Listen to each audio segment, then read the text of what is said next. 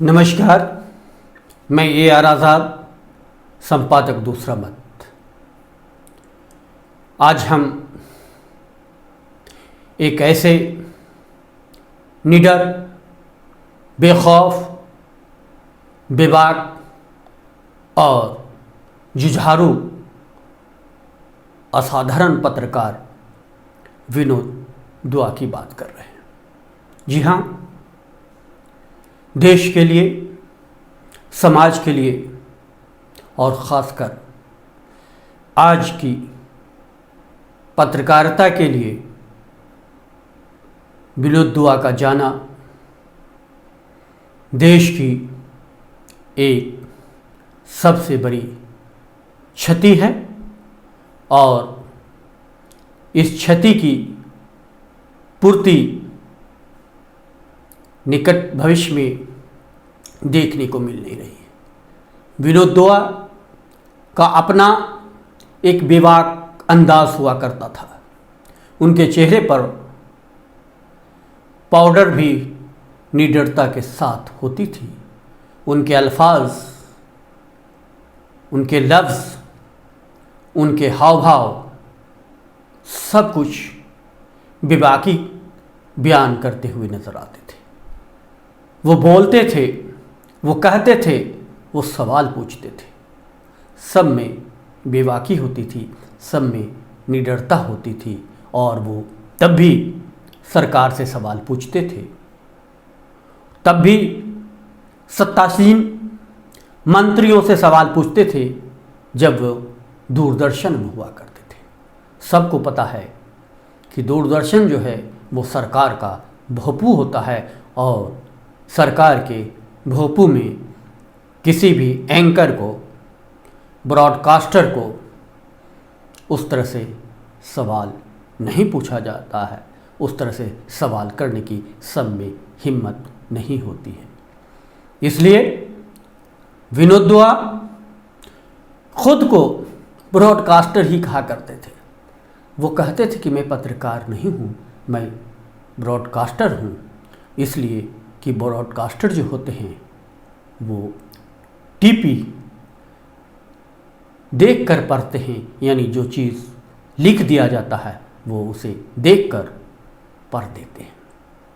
लेकिन विनोद दुआ वास्तव में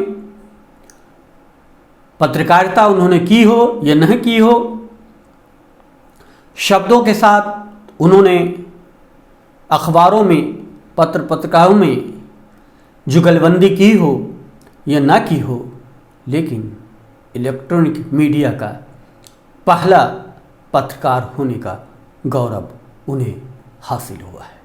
उन्होंने प्रिंट मीडिया में अपनी छाप छोड़ी हो या न छोड़ी हो, प्रिंट मीडिया में उनका दखल रहा या ना रहा, ये एक अलग बात है, लेकिन इलेक्ट्रॉनिक मीडिया में उनसा कोई दूसरा नहीं। इसलिए आज उनके जाने पर यह कमी खलती हुई नज़र आ रही है कि विनोद दुआ ख़ास तौर पर दो जगह के लिए जाने जाते हैं, एक दूरदर्शन और दूसरा NDTV।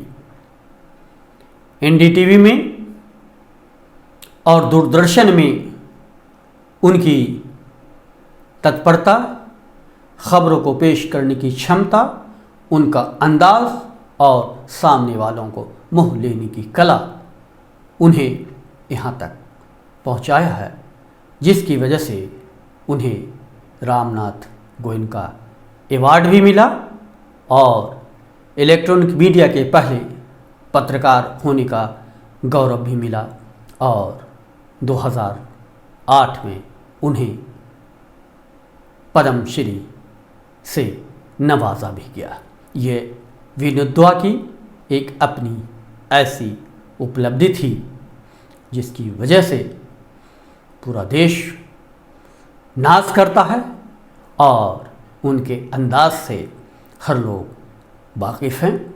विनोद दुआ को आज की पीढ़ी कितनी जानती है, आज के यंग जर्नलिस्ट कितने जानते हैं, युवा पत्रकार को उनके बारे में कितनी जानकारी है मुझे पता नहीं, लेकिन जितने भी पुराने लोग हैं, राजनीतिज्ञ हैं, समाज सेवी हैं, फिल्मी हस्तियां हैं और रेस्तरां के व्यापार करने वाले लोग हैं, वो सब उनको जानते हैं। और जिन लोगों का वास्ता है कभी NDTV से पड़ा है, उस चैनल को देखने का उन्हें मौका मिला हो तो जायका इंडिया उन्हें याद होगा।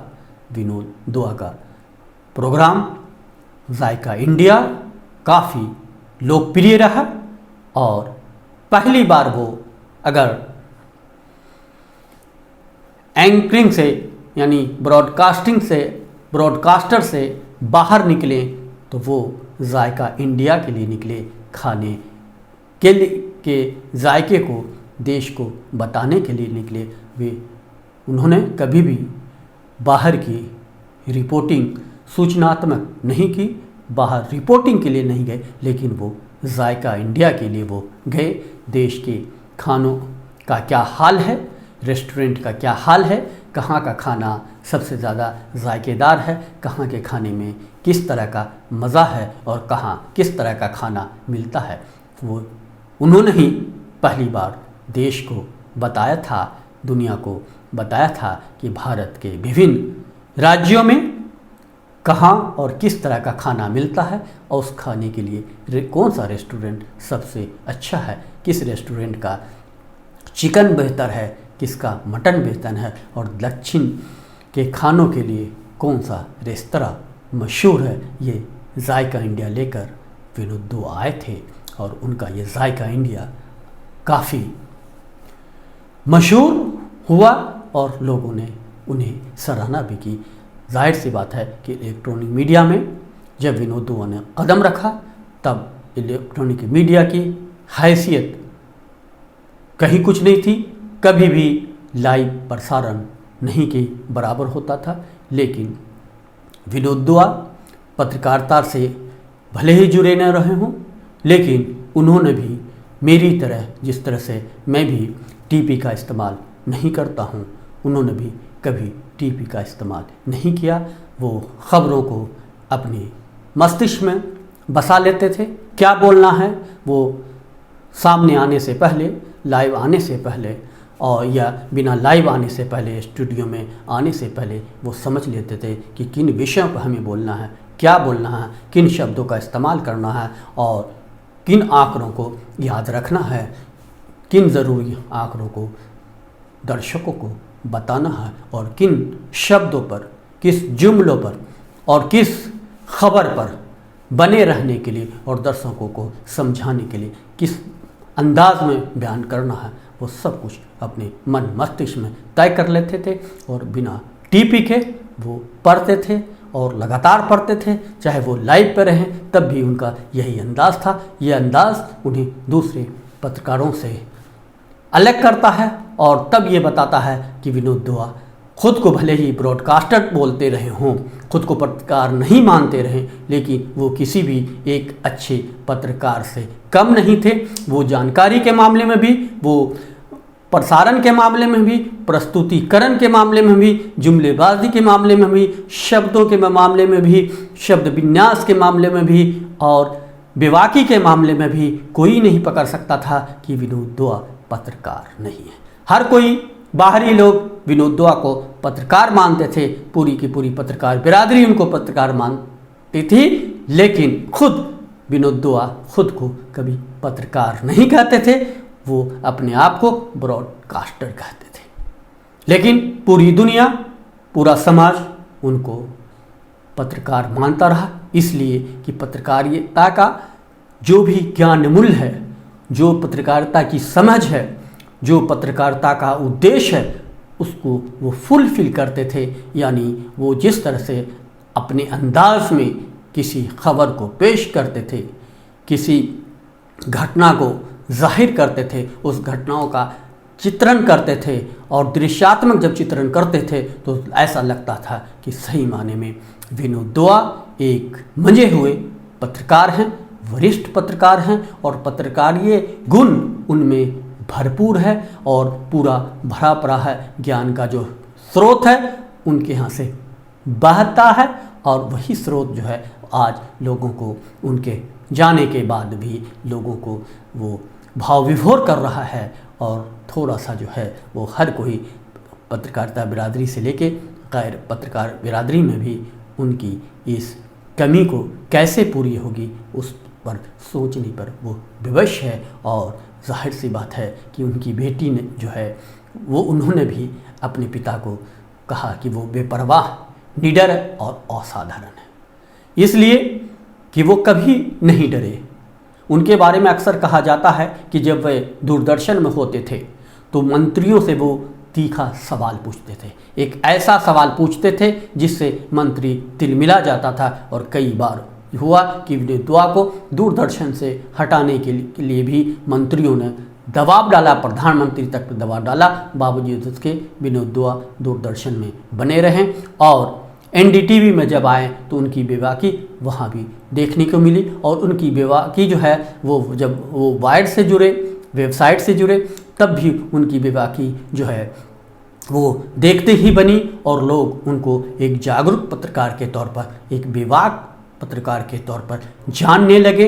वो मशहूर होने लगे अपने अंदाज से भी, अपनी निडरता से भी, अपनी बेखौफता से भी, और उनके में जो सवाल पूछने का साहस था शायद आज पत्रकारों में वो नहीं है। लेकिन 2014 के बाद 2021 तक के इन 7 वर्षों में जो पत्रकारिता का मौसम बदला है, उस मौसम में भी वो अपनी निडरता से, बेखौफ होकर, बेपरवाह होकर कि हमारा सरकार क्या करेगी नहीं करेगी, वो उसी अंदाज में पेश करते रहे कि जैसे 2014 से पहले कर रहे थे। ये उनकी निडरता, ये उनकी बेबाकपन, उनका सचपन, उनकी अंदर की सच्चाई उन्हें एक अच्छे पत्रकार के रूप में समर्थन करती है।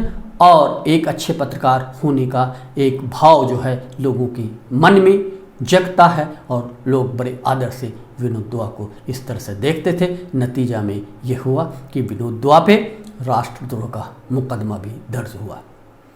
विनोद दुआ जैसे कई पत्रकारों पे राष्ट्रद्रोह का मुकदमा दर्ज हुआ।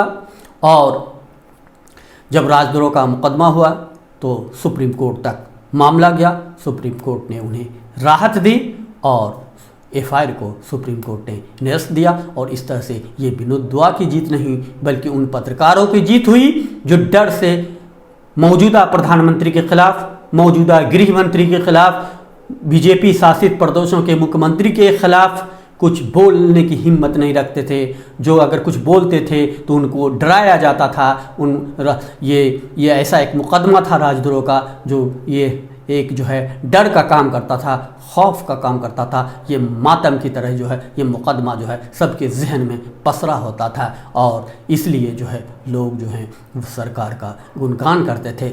मेरी तरह विनोद दुआ का भी यही मानना था कि पत्रकारिता जो है सरकार का गुणगान नहीं है। पत्रकारिता जो है वो विपक्ष की भूमिका में है। पत्रकार को विपक्ष की भूमिका में होना चाहिए। और एक पत्रकार की जिम्मेदारी सरकार के साथ जो विपक्ष होते हैं वो विपक्ष की भूमिका से भी बड़ी है। और उसी विपक्ष की भूमिका से जो बड़ी भूमिका होती है उसका निर्वहन हमेशा विनोद दुआ करते रहे। और विनोद दुआ पत्रकारों को ये एहसास जगाते रहे हैं कि आप डरे नहीं, आप डराएं भी नहीं, आप सच दिखाएं, आप हकीकत से रूबरू करें। आपकी जो है जिम्मेदारी है कि जनमानस के बीच में नैतिक साहस पेश करें। आप अगर पत्रकारिता करते हैं और जनमानस के बीच नैतिक साहस नहीं है, सच बोलने से जनता अगर डरती है, सच करने से जनता अगर डरती है और सच्चे आदमी के साथ जो है वो राजनीति में प्रवेश करने में जनता जो है दिक्कत महसूस करती है, तो उनके अंदर जो है आप साहस जो है दिलाएं, उनको ये बताएं कि जब तक अच्छे और सच्चे लोग नहीं आएंगे इस देश का भला नहीं होगा, लोकतंत्र की खूबसूरती जो है वो नहीं बढ़ेगी। तो लोकतंत्र की खूबसूरती को बचाने का काम भी जो है वो पत्रकार का है। और पत्रकार ही समाज को जो है एक सही दिशा में ले जा सकता है। एक पत्रकार ही समाज को एकता के सूत्र में बांध सकता है। अगर पत्रकारिता ही समाज को बांटने की दिशा में काम करने लगे तो उस देश को बंटने से कौन रोक सकता है उस देश का आगे चलकर क्या होगा, ये एक समझने वाली बात है। विनोद दुआ नहीं रहे हैं, लेकिन कई सवाल उन्होंने छोड़ दिया है समाज के लिए, और ख़ास करके अपने पत्रकारीय बिरादरी के लिए कि अगर आप पत्रकारिता करते हैं तो निडरता के साथ करें, साहस के साथ करें, और नहीं तो इस पेशे से अलग हो जाएं, कोई दूसरा धंधा कर लें। पत्रकारिता कोई धंधा नहीं है, पत्रकारिता को पत्रकारिता ही रहने दें, और इसकी जो पाकीज़गी है, इसके प्रति जो इसके अक्षरों के प्रति जो लोगों की विश्वसनीयता है, उस विश्वसनीयता को खोने नहीं दें। इसलिए कि जो भारत के जो 4 स्तंभ है, उसमें एक स्तंभ मीडिया भी है, पत्रकारिता भी है, और मुझे जो है ये कहते हुए बड़ा गौरव हासिल होता है कि विनोद दुआ ने इस 4 स्तंभ से एक स्तंभ पत्रकारिता के गौरव को बरकरार रखा, अपनी कलम की नोक को झुकने नहीं दिया। वो किसी के सामने झुकी नहीं, वो चाहे वो सरकारी भोपू में काम किए हों, लेकिन उन्होंने सरकार के मंत्रियों से भी सवाल पूछे हैं, उनसे जो है नंबर भी दिए हैं, और कई बार उन्होंने ये कहा कि 10 में से आपको 3 नंबर मिलता है। तो आप समझ सकते हैं कि 10 में से 3 नंबर मिलने का क्या मतलब होता, और मंत्री को ये सुनना भी पड़ा, और मंत्री की जो है खामोशी, इनके बेवाकपन के सामने उनकी खामोशी के अलावा मंत्रियों के पास कुछ नहीं था, कोई चारा नहीं चला। शिकायत हुई, बावजूद विनोद दुआ जो है वो डटे रहें, और पत्रकारिता के लिए उन्हें जो है पद्म श्री भी मिला। और ये सोचिए कि उन्होंने जो जिस तरह की पत्रकारिता की है, उनको सबसे अच्छी और सच्ची श्रद्धांजलि यही होगी कि आप नए जो पत्रकार हैं या जो उनके साथी बचे हुए हैं, उन्हें उनकी राहों पर चले, निडरता दिखाएं, बेवाकपन दिखाएं, और सच्ची और अच्छी पत्रकारिता करके समाज को एक नई दिशा प्रदान करें और सरकार को सजग करें। सरकार अगर इधर उधर करती है, दाएं बाएं झांकती है और सीधी राह पर नहीं चलती है, सरकार अपने उद्देश्यों से भटकती है, तो आप सरकार अगर लड़खड़ाती है तो आप उसको पकड़ के उसको लड़खड़ाने से रोकें, उसे मार्ग दिखाएं, कहें कि आप जिस रास्ते से चल रहे हैं वो रास्ता दूसरी तरफ जा रहा, आपको दूसरी तरफ जाना है, वो रास्ता जो है वो लोक कल्याणकारी का रास्ता है, और आप लोक कल्याणकारी रास्ते से भटके नहीं। ये काम पत्रकार का है, और ये पत्रकारिता का काम अब साहस का काम हो गया है। अब पत्रकारिता झोला उठा लेना और कलर की गिरी नहीं है, पत्रकारिता एक बेवाकपन का काम है, और पत्रकारिता जो है साहस का काम है, शौर्य का काम है, समाज को जोड़ने का काम है, समाज को तोड़ने का काम पत्रकारिता नहीं है। तो इसलिए आज जो है हम लोग एक शपथ लें, एक अहद करें, एक वादा करें कि हम उसी बेवाकपन के साथ, उसी निडरता के साथ असाधारण पत्रकारिता करें, और विपक्ष से भी बड़ी भूमिका में रहें, और सरकार को जागरूक करें, समाज को जागरूक करें, एक नया समाज बनाएं, एक आदर्श समाज बनाएं, और भारत को विश्व गुरु बनाने में पत्रकार की जो योगदान है, पत्रकारिता का जो योगदान है, उस योगदान को हम भूलें नहीं। भारत को विश्व गुरु बनना है, और विश्व गुरु बनाने में अगर हमारा कोई किरदार होता है, हमारी कोई भूमिका होती है, तो हमारे लिए ये बहुत बड़ी बात होगी, अनोखी बात होगी, देश के लिए अनोखी बात होगी, और भारत जो सोने का चिड़िया रहा उसे फिर से सोने का चिड़िया बनाना है। और विनोद दुआ जो है, उन्होंने अपनी 67 साल की उम्र में बहुत कुछ उन्होंने किया। विनोद दुआ पाकिस्तान से आए थे, वो उस दर्द को समझ रहे थे, वो मुस्कुराते थे। विनोद दुआ के पास रहकर गम के लिए कोई जगह नहीं होती थी, वो जहाँ होते थे अपने खूबसूरत अंदाज में हल्की मुस्कान के साथ जो है वो सबका दिल खुश कर देते थे। नई दिल्ली में उनकी पैदाइश हुई, और वो नई दिल्ली के होकर रहे, जन्मे भी नई दिल्ली में और यहाँ भी मरे। उन्हें 2021 में कोरोना हो गया था। पति और पत्नी दोनों, पत्नी का नाम शायद पद्मावती है और बेटी का नाम मल्लिका दुआ है। पति और पत्नी दोनों जो है 2021 के जून में कोरोना पीड़ित थे और हॉस्पिटल में, अस्पताल में भर्ती थे, लेकिन 7 जून को विनोद दुआ जो है हॉस्पिटल से घर आ गए, लेकिन पत्नी सही नहीं हुई थी, तो वजह से वो हॉस्पिटल में रहे और 1 हफ्ते के बाद यानी लगभग 12 जून 2021 को उनकी पत्नी पद्मावती का निधन हो गया। और विनोद दुआ इन 6 महीनों में लगभग वो अकेले रह रहे थे।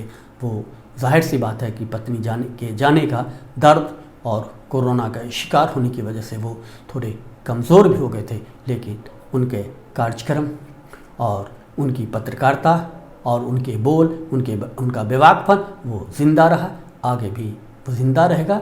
विनोद दुआ मरे हैं, लेकिन उनकी लेखनी, उनका बेवाकपन, उनकी निडरता और उनके असाधारण पत्रकारिता का अंदाज हमेशा हमेशा के लिए जीवित रहेगा।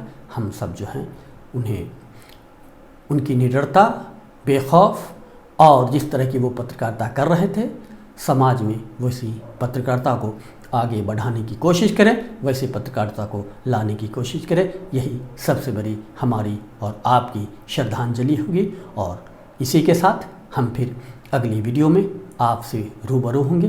तब तक के लिए मुझे इजाज़त दीजिए। आपका दोस्त AR आज़ाद। नमस्कार।